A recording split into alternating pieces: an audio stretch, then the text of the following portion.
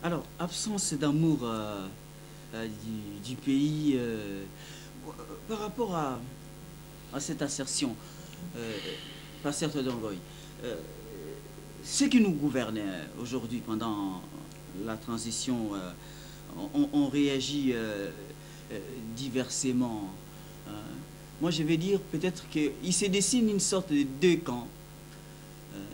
Ceux qui condamnent l'attitude de l'homme fort de Kigali et les autres qui tentent de les ménager. Et ceux qui sont dans la première catégorie sont traités d'extrémistes. Ça veut dire quoi d'après vous?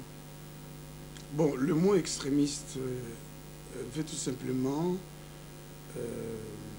véhiculer des idées récentes de la communauté internationale qui tendent à considérer comme haine raciale le fait pour des nationalistes d'un pays de défendre leur pays conformément aux droits.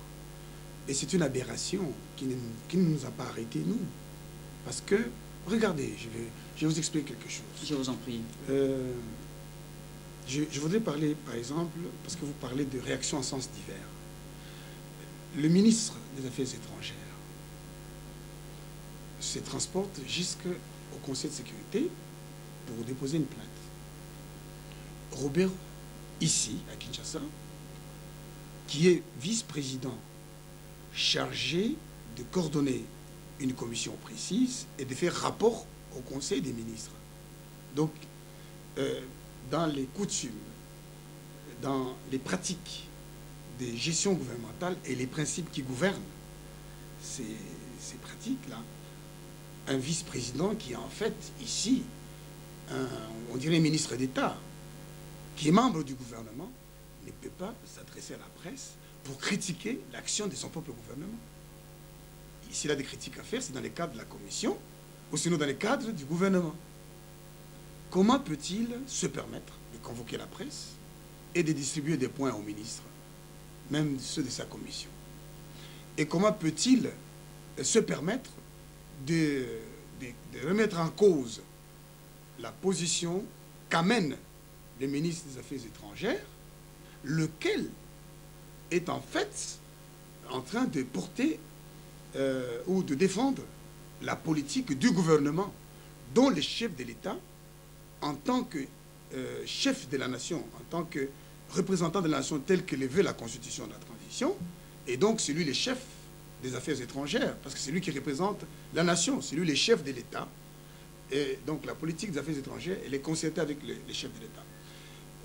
Lorsqu'il y a un problème d'intérêt national comme celui-là, que le ministre des Affaires étrangères soit contredit par un vice-président, cela est révélateur d'un état d'esprit. Et je vais expliquer cela. J'ai déjà dit que Robert n'est pas congolais. Je ne suis pas un fou. Il le sait lui-même et il vient de le prouver à tous les Congolais. Il n'est pas le seul Rwandais qui soit au gouvernement. L'accord global inclusif nous a imposé une paix piégée. Je l'ai déjà démontré. Nous n'avons jamais refusé aux étrangers de demeurer chez nous. Les Rwandais ont toujours habité chez nous. Mais c'est parce qu'ils veulent nous assujettir, nous imposer un mensonge selon lequel ils sont des originaires de ces pays, qui sont congolais de souche. Alors en ce moment-là, nous ne pouvons pas accepter cela. Souvenez-vous que je ne suis pas le premier, moi, aujourd'hui, à défendre ma nation de cette manière. Je regrette que certains en fassent un problème des ressortissants du Kivu. Ce n'est pas un problème des ressortissants du Kivu. Moi, je suis du Katanga. Mais le Kivu, c'est le Congo. Il ne faut pas, moi, je désapprouve ces réunions des ressortissants du Kivu. Ils auraient dit... Il n'y avait pas que des ressortissants du Kivu. Non, un peu du Tanganyika, etc. Mais c'est... Oui, non, je ne veux pas de ça. Il y a ici, dans ce pays, des hommes engagés. J'en suis un. Engagés pour cette cause.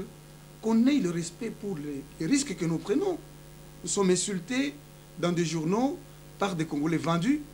Il faut qu'on honore ce combat. Et vous êtes des extrémistes? Oui, on nous traite comme ça. Il y a un journal qui me dit que je suis sur les traces de Kingwa Koumanza parce que je parle de choses de Rwandais, etc. Mais je ne peux pas... nous avons appris dans la parole de Dieu à ne pas nous juger même nous-mêmes et à nous mettre au-dessus de ceux qui nous jugent lorsque nous savons que nous défendons une cause juste. La preuve, c'est l'occupation maintenant évidente du Congo, disons de la partie est par les Rwandais, et dénoncée par la MONUC. Aujourd'hui, au moins, la MONUC a pu dénoncer ça. Alors, revenons à ce que je disais. J'ai toujours dit que Robert-Roy et les autres sont Rwandais.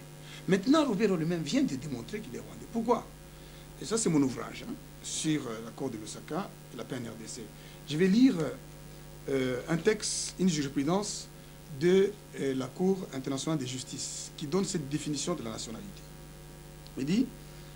Ça a un lien direct, sa dernière sortie avec... avec Robert-Roy, bien sûr. Avec cette question de nationalité. Absolument. Qu'est-ce que ça a à voir? Laissez-moi maintenant vous en donner toute la lumière. Le droit international laisse à chaque État le soin de déterminer l'attribution de sa propre nationalité. La nationalité n'est pas purement formelle, mais exprime une solidarité d'existence, d'intérêts et de sentiments, tendant à une réciprocité des droits et des devoirs. Solidarité d'intérêts, d'existence et des sentiments. Robert-Roy, la première fois que je le vois s'exprimer sur les médias congolais à partir de Kinshasa, c'était sur Tropicana, pleure sur le génocide rwandais. Au mépris du génocide congolais dont on ne parle pas encore et dont on parlera certainement.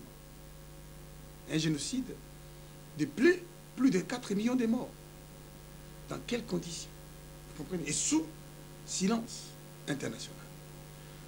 Je vous informe, si vous ne l'avez pas appris, que Robert-Roy a été plus virulent que Kagame lors de l'anniversaire du génocide. Il a pris la parole. À Kigali même? À Kigali. Ah bon? Il a parlé beaucoup plus que Kagame. Ah bon? Oui. Et enfin, voilà. Il était le chef de la délégation congolaise quand même. Il est allé représenter son pays, le Congo, non? Invité par le gouvernement rwandais de Kigali. Il n'est pas le premier étranger à se retrouver dans les institutions au niveau le plus élevé. Je vous cite le premier cas dans les années 60. C'est Marcel Bissoukiro, qui était membre du gouvernement. Attention, non. Attention, je vous en prie. Pour ne parler que de la situation actuelle. Je vous en prie. Vous voyez, je l'ai fait très calmement. Les Aztèques disent, le peuple qui ignore son histoire la revivra. L'histoire explique les événements présents et ceux de demain. Et il est important aujourd'hui qu'on soit ancré dans l'histoire. Et cet ancrage est si nécessaire que vous verrez que les différents plans que je vais vous présenter, s'il est cher, montrent une volonté toujours vivace dans les cœurs de nos frères rwandais de réaliser la partition du pays. Marcel Bissoukiro est accepté dans le gouvernement parce que à la table ronde de Bruxelles de 1960, la résolution numéro 11 permettait aux Rwandais ayant vécu ici chez nous plus de 10 ans de se faire élire.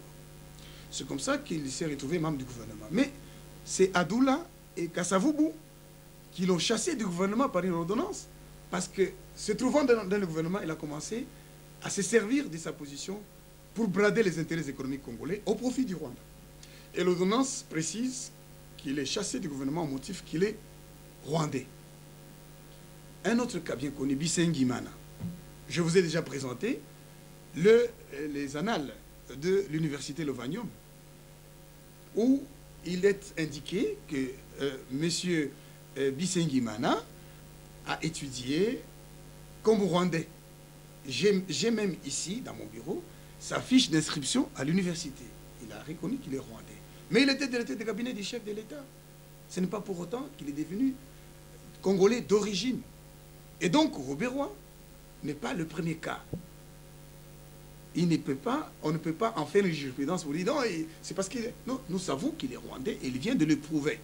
Pourquoi je dis il vient de le prouver? Comment? Tous les Congolais, tout Congolais digne de ce nom, doit se réjouir qu'enfin la MONUC soit réveillée pour reconnaître qu'il y a des Rwandais chez nous.